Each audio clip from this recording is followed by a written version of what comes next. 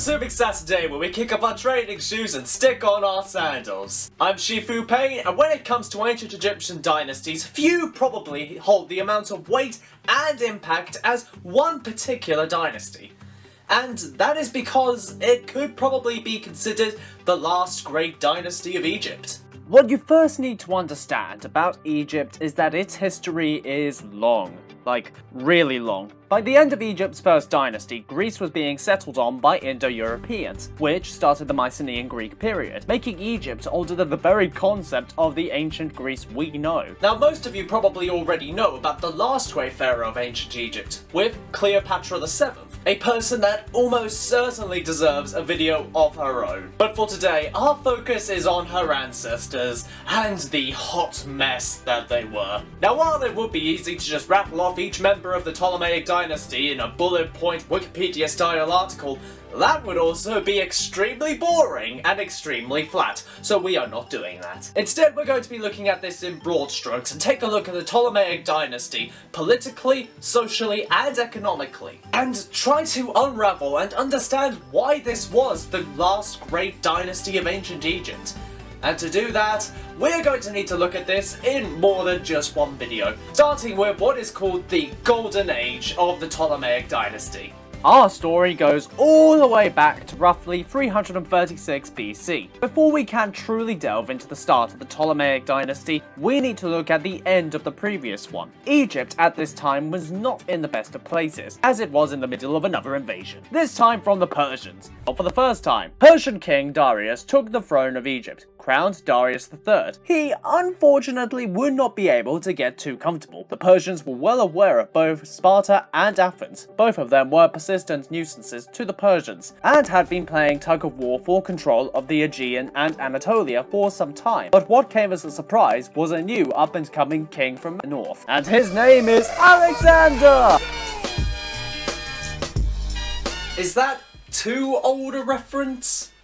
Am I old? The next few years saw Alex lead a campaign through the Hellespont into western Persia, Anatolia, Cilicia, and eventually into Egypt, curb-stomping Darius and having Egyptian forces favour the clearly winning side. Cut to 325 BC, where Alexander the above average killed over and died 10 minutes after conquering everything in a 300-mile radius. His generals all took the opportunity to carve out something for themselves and get their cut, which included a certain general named, surprise surprise, Ptolemy. Now, Alexander, having been smart enough to not disrupt the already existing systems in place within Egypt, had stated himself to be a god and took on the role of pharaoh, which Ptolemy also saw advantage in. Now, obviously it would have been kind of awkward to have a new god be announced dead after a weekend, so Ptolemy I did not officially make himself pharaoh until about 304 BC. Under the reigns of the first three Ptolemies, Egypt thrived under a golden age, with key political alliances being established by Ptolemy I, which prevented invasion, an alliance which fortunately lasted for the next 2.5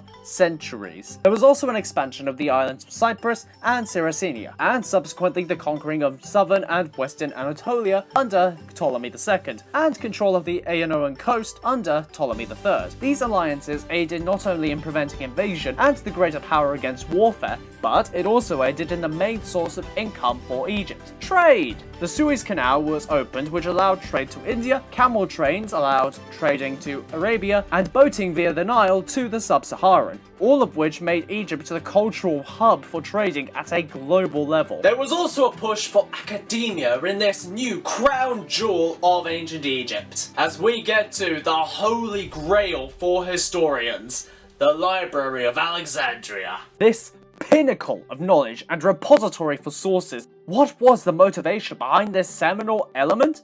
Bragging rights. Ptolemy I was a braggy boy and wanted to kick Athens off their intellectual throne as top learning place. Academies for scholars to learn and debate were constructed, paid wages to scholars and free rein to do as pleased direct from the royal treasury, museums with all necessities for the average scholar, dining areas, quiet areas, and of course, a library. This library was stocked to the eyeballs with reading material, sources, and references across the ancient world. It wasn't just the goal to get copies of these works either. Originals were also in demand. It was a frequent habit of Ptolemy III, in fact, to basically steal these works, as he would offer to borrow the books and works from Athenian libraries in exchange for a small deposit. And once the works arrived safely, he would message the library saying, basically, keep the pennies, I'm keeping the books. I'm not gonna lie, I would too. But here is where we find the nugget of a disparaging wrinkle in this golden age. And that is immigration and integration. See, while Alexander and Ptolemy I had the sense to not disrupt the culture of Egypt too much and instead try to gently add to what already existed with the introduction of the city of Alexandria, the integration of Greek immigrants into Egypt created more friction on a cultural level. An indication was the celebration of Egypt's trading wealth under Ptolemy II with a parade of gods. But not the native Egyptian gods, no sir, but instead was Zeus, Dionysus, Alexander the promoted to godhood, and Ptolemy I, along with his wife Unike. Not to mention the Temple of Poseidon and the Greek building system of a grid-based construction plan in inland Alexandria. But there was still a mixture of both Greek and Egyptian architecture in design, making it seem as though the two cultures could coexist. As this was ultimately the goal of Alexander in the beginning, to build a utopian society where Egyptian and Greek culture could coexist. I mean, how difficult is it really? Respect both cultures, know where to collaborate and where to keep traditions alive, have the free transmission of ideas, and boom, coexistence! But as I'm sure you can probably guess, things were not as smooth as that. But that's going to be reserved for the next time we take a look at the Ptolemaic dynasty. For today, with the golden age of the Ptolemaic dynasty, what are we left with?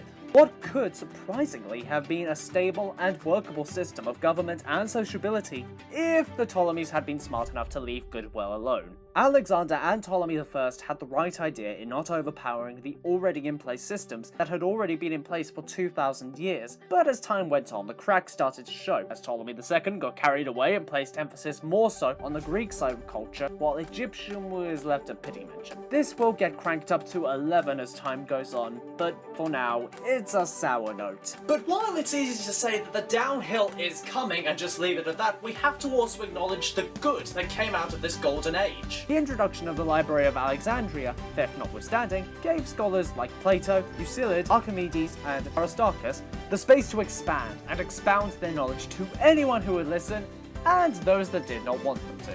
The impact of trading on the Egyptian economy also cannot be ignored. The allowance for alliance and open trade to other continents led to greater wealth and opportunity for the Egyptian population. But how does it all go wrong? Find out next time in the Ptolemaic Saga. Thank you for watching this week's video, and in the comments let me know if you could travel to any ancient society, any at all, where would you go and what would you do? Again, thank you all for watching, and until next time everyone, peace be with you.